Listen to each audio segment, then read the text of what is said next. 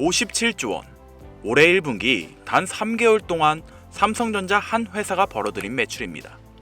전 세계 빅테크 기업들과 줄을 세웠을 때 삼성전자는 이 매출로 글로벌 4위에 올랐습니다. 애플, 구글, 마이크로소프트 이런 이름들 바로 옆에 삼성전자가 서 있는 겁니다. 자, 그럼 여기서 질문 하나 드릴게요.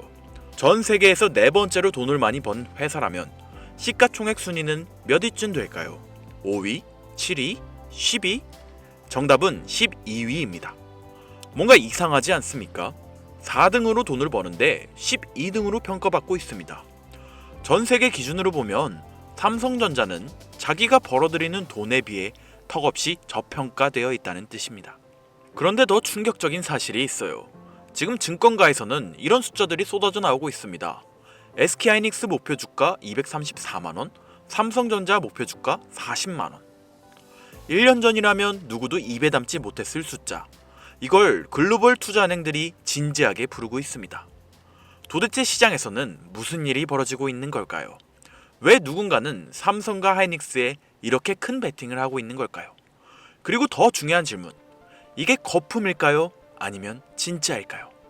이번 영상에서는 누구도 명확하게 정리해주지 않았던 반도체 슈퍼사이클의 실체, 그리고 삼성전자와 SK하이닉스의 진짜 가치를 끝까지 파헤쳐 보겠습니다. 끝까지 보시면 왜 지금이 단순한 호황이 아닌 완전히 다른 게임이 시작된 시점인지 명확하게 이해하시게 될 겁니다. 자, 먼저 가장 본질적인 질문부터 던져봅시다. 이번 반도체 사이클 정말 과거의 PC, 스마트폰 사이클과 같은 걸까? 기억나시죠? 과거 우리가 갤럭시 짝수 시리즈, 홀수 시리즈를 번갈아 사던 시절 교체 주기가 딱 2년이었습니다. 초기에 반짝 팔리고 1년쯤 사이클이 죽고 2년 만에 새 모델 나오면 다시 반짝. 그래서 반도체도 호황과 불황이 2년 단위로 반복됐죠. 이게 우리가 알던 반도체의 운명이었습니다. 그런데 이번엔 다릅니다. 지금 잘 떠올려보세요. AI 사이클이 시작된 게 언제죠? 2023년입니다. 지금이 2026년이니까 벌써 3년째예요. 중간에 노이즈는 있었지만 꺾이지 않고 계속 가고 있습니다. 여기서 정말 중요한 차이가 나오는데요. 과거 PC 스마트폰은 B2C였습니다. 만든 걸 소비자에게 직접 팔았죠. 그런데 AI는 거의 100% B2B입니다. 데이터 센터, 빅테크, 하이퍼스케일러 이들이 사는 시장이에요. 개인이 사는 시장이 아닙니다. 그러니까 끝단의 수요 구조 자체가 완전히 다른 거죠. 자, 그럼 진짜 의심해야 할 부분. 왜 이번엔 사이클이 안 끝나는 거지? 이걸 증명할 결정적인 데이터들이 있습니다. 첫 번째 데이터. 지금 빅테크들이 삼성전자, SK하이닉스에 요구하고 있는 게 뭔지 아십니까? 3년에서 5년짜리 장기 공급 계약. 기존엔 분기, 월 단위로 끊던 계약을 이젠 도매금으로 묶어서 줘라라고 요구하고 있습니다. 두 번째 데이터. 일반 디램. 내년 생산 분량 중 마이크로소프트 한 곳이 이미 72%를 선점했습니다. 72%요. 나머지 28%를 가지고 전 세계가 싸우고 있는 상황입니다. 세 번째 데이터. 캐파 증설은 2028년에야 가능합니다. 그 전까지는 디램 쇼티지가 더 심해질 가능성이 높아요. 이게 의미하는 게 뭐냐? 이건 사이클이 아닙니다. 각도가 좀 완만해질 수는 있어도 일관되게 우상향하는 구조적 변화입니다. 여기서부터 본격적으로 흥미로운 이야기가 시작됩니다. 빅테크들이 왜 이렇게 미친 듯이 사들이는 걸까요? 지금 빅테크들은 자기들끼리 경쟁하고 있는 겁니다. 누가 먼저 더 많이 확보하느냐. 이번 SK하이닉스 1분기 실적을 보시죠. 영업이익률 무려 72%. 완전 독점 상태에서나 가능한 수치입니다. 너 아니면 못해 상황에서나 나오는 숫자죠. 삼성전자 1분기 매출은 57조. 여기에 성과급 5조가 일회성 비용으로 빠진 것까지 감안하면 사실상 영업이익 40조에 가까운 수준입니다. 증권가 추정으로 보면 1분기 삼성전자 89조, SK하이닉스 68조, 3분기엔 삼성전자가 분기 영업이익 100조를 찍을 수 있다는 전망까지 나옵니다. 그렇다면 정말 중요한 질문. 그럼 이 가격 언제까지 유지될까요? 답은 의외로 단순합니다. 기다리는 사람이 줄 서 있으면 가격은 우상향할 수밖에 없습니다. 생각해보세요. 작년에 만원 하던 게 지금 10만원이라고 칩시다. 빅테크가 5년 장기 계약을 하려고 합니다. 10만원 그대로 5년을 계약할까요? 아니죠. 그렇다고 2, 3만원으로 떨어뜨려서 계약할까요? 그것도 아닙니다. 7, 8만원 수준에서 5년이 묶일 가능성이 높습니다. 그래서 어떻게 되느냐? 피크는 올해나 내년이 될 수 있어요. 단가가 가장 높을 때니까요. 하지만 과거처럼 300조 벌다가 50조로 떨어지는 사이클은 안 나옵니다. 300조에서 250조, 250조에서 200조 정도로 천천히 내려오는 최소 3에서 5년짜리 흐름이 펼쳐질 가능성이 높습니다. 물론 변수도 있습니다. 삼성전자는 노조 파업이라는 암초가 있죠. 다만 흥미로운 건 과거 노조 행동의 결말은 거의 비슷합니다.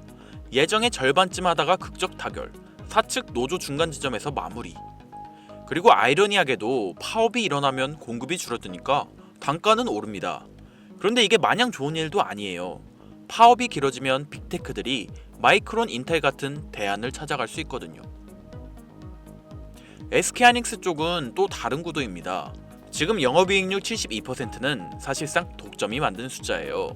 HBM4부터는 삼성전자가 먼저 양산을 시작하면서 자리를 잡아가는 상황이고, 단일 공급에서 비딩 경쟁으로 넘어가면 단가는 희석될 수밖에 없습니다.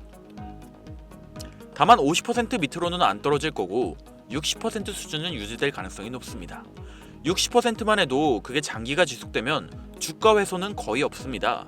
캐파를 늘리는 만큼 양으로 승부를 보게 되면 매출과 영업이익은 오히려 성장하니까요.